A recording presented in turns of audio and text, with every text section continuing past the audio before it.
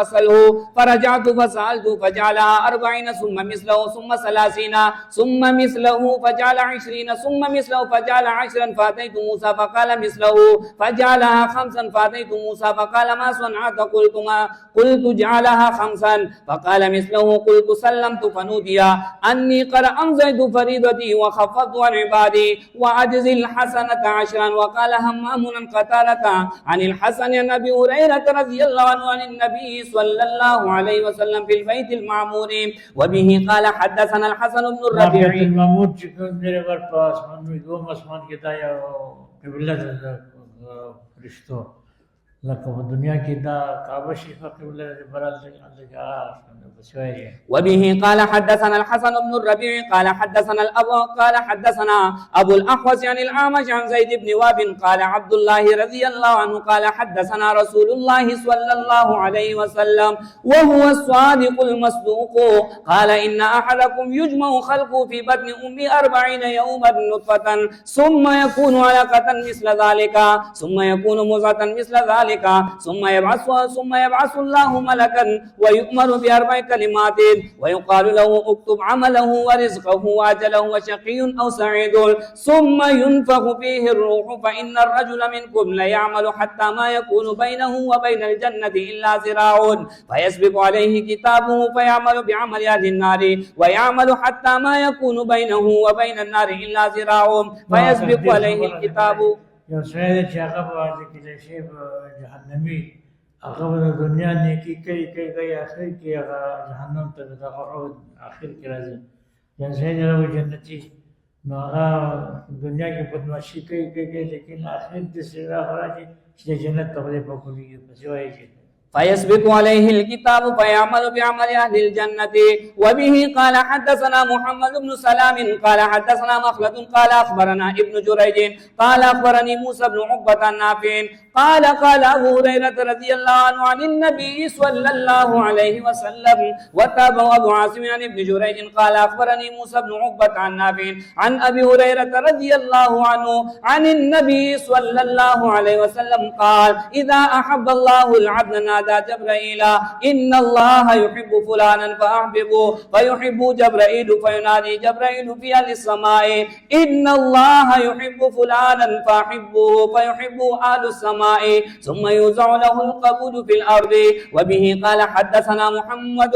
قال حدثنا ابن أبي مريم قال حدثنا الليث قال حدثنا ابن أبي جعفر عن محمد بن عبد الرحمن عن عروة بن الزبير عن عائشة رضي الله عنها زوج النبي صلى الله عليه وسلم أنها سمعت رسول الله صلى الله عليه وسلم يقول إن الملائكة تنزل في العنان وهو السحاب فتذكر الأمر قضي في السماء فتسترق الشياطين السمع فتسمعه فتوحيه إلى الكهان فيكذبون معها 100 كذبة من عند أنفسهم. دغوبانيو بيچيرو سودا پیغمبران نغه اسمان د خبر نمدش دو چیزی که چل شد چل دار شد نبی شد نبوت پیغمبری خدا فقط وکړي نه واجی نه دا شیطان پر اسمان ته اسمان خبر راوړو نمدشي بس وایي. وبه قال حدثنا أحمد بن يونس قال حدثنا إسماعيل إبراهيم بن سعد قال أخبرنا ابن شهاب عن أبي سلمة بن عبد الرحمن والأغر عن أبي هريرة رضي الله عنه قال النبي صلى الله عليه وسلم إذا كان يوم الجمعة كان على كل باب من أبواب المسجد ملائكة يكتبون الأول فالأول فإذا جلس الإمام طووا الصحف وجاءوا يستمعون الذكرى. وبه قال حدثنا علي بن عبد الله قال حدثنا سفيان قال حدثنا الزهري عن سعيد بن المسيب قال مر عمر في المسجد وحسان ينشد فقال كنت أنشد فيه وفيه من هو خير منك ثم التفت إلى أبي هريرة فقال أنشدك بالله أسمعت رسول الله صلى الله عليه وسلم يقول أجب عني اللهم أيده بروح القدس قال نعم. وبه قال حدثنا حفص بن عمر قال حدثنا شعبة عن عدي بن ثابت عن البراء رضي الله عنه قال النبي صلى الله عليه وسلم لحسان أهجهم أو هاجهم وجبرائيل جبرائيل معك. وبه قال حدثنا إسحاق قال أخبرنا وابن بن جرير قال حدثنا أبي قال سمعت حميد بن هلال عن أنس بن مالك رضي الله عنه قال كأني أنظر إلى غبار صاد في سكة بني عنمد. وزاد موسى موكب جبرائيل عليه السلام. وبه قال حدثنا فروة قال حدثنا علي بن مسهر عن هشام بن عروة عن أبي عن عائشة رضي الله عنها أن الحارث بن هشام سأل النبي صلى الله عليه وسلم كيف يأتيك الوحي؟ قال كل ذاك يأتيك الملك أحيانا في مثل سلسلة الجرس فيفسم عني وقد وعيت ما قال وهو أشده علي ويتمثل لي الملك أحيانا رجلا فيكلمني فاعي ما يقول. وبه قال حدثنا آدم قال حدثنا شيبان قال حدثنا يحيى بن أبي كثير عن أبي سلمة عن أبي هريرة رضي الله عنه قال سمعت النبي صلى الله عليه وسلم يقول من أنفق زوجين في سبيل الله تعد خزنة الجنة أي فلا هلما. فقال أبو بكر ذاك الذي لا توعى عليه. فقال النبي صلى الله عليه وسلم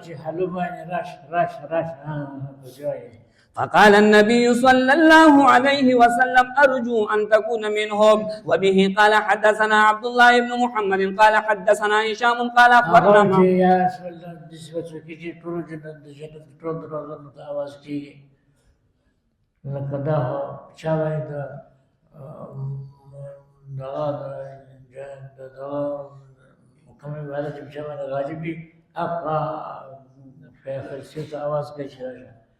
صوم دې که صلات دې که سره دې نه دا چې کوم په عبادت دې کوم عبادت چې شوان غالي هغه فرشتي ته आवाज کوي نو دوی چې یار د څه وسو کې چې ټول وی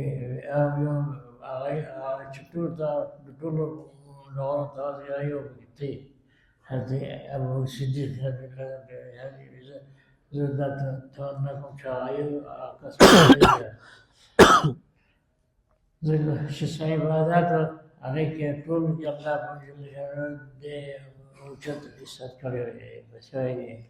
قال أخبرنا معمر عن الزهري عن أبي سلمة عن عائشة رضي الله عنها أن النبي صلى الله عليه وسلم قال لها يا عائشة هذا جبرائيل يقرأ عليك السلام. فقالت وعليه السلام ورحمة الله وبركاته ترى ما لا أرى تريد النبي صلى الله عليه وسلم. وبه قال حدثنا أبو نعيم قال حدثنا عمر بن زريد قال وحدثنا يحيى يعني ابن جعفر قال حدثنا وكيع عن عمر بن زريد عن أبي عن سعيد بن جبير عن ابن عباس رضي الله عنهما قال قال رسول الله صلى الله عليه وسلم لجبرائيل لا تزورنا أكثر مما تزورنا. قال فنزلت وما نتنزل إلا بأمر ربك له ما بين أيدينا وما خلفنا الآية. وبه قال حدثنا إسماعيل قال حدثني سليمان عن يونس عن ابن شهاب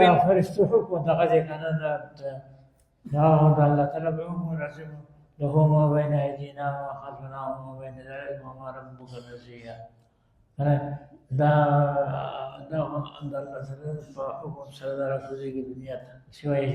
قال حدثني سليمان عن يونس عن ابن شهاب عن عبيد الله بن عبد الله بن عتبة بن مسعود عن ابن عباس رضي الله عنهما أن رسول الله صلى الله عليه وسلم قال أقرأني جبرائيل على حرف فلم أزل أستزيد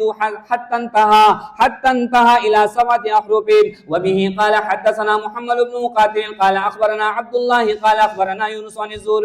عن الزهري قال حدثني عبيد الله بن عبد الله عن ابن عباس رضي الله عنهما قال كان رسول الله صلى الله عليه وسلم أجود الناس وكان أجود ما يكون في رمضان حين يلقاه جبرائيل. وكان جبرائيل يلقاه في كل ليلة من رمضان فيدارسه القرآن. فلرسول الله صلى الله عليه وسلم حين يلقاه جبرائيل أجود بالخير من الريح المرسلة. وعن عبد الله قال أخبرنا معمر بهذا الإسناد نحوه. وروى أبو هريرة وفاطمة رضي الله عنهما عن النبي صلى الله عليه وسلم أن جبرائيل كان يعرضه القرآن. وبه قال حدثنا قتيبة قال حدثنا ليس عن ابن شهاب رمضان شريف شوية. عن ابن شهاب أن عمر بن عبد العزيز أخر العصر شيئا فقال له عروة أما إن جبرائيل قد نزل فصلى أمام رسول الله صلى الله عليه وسلم فقال عمر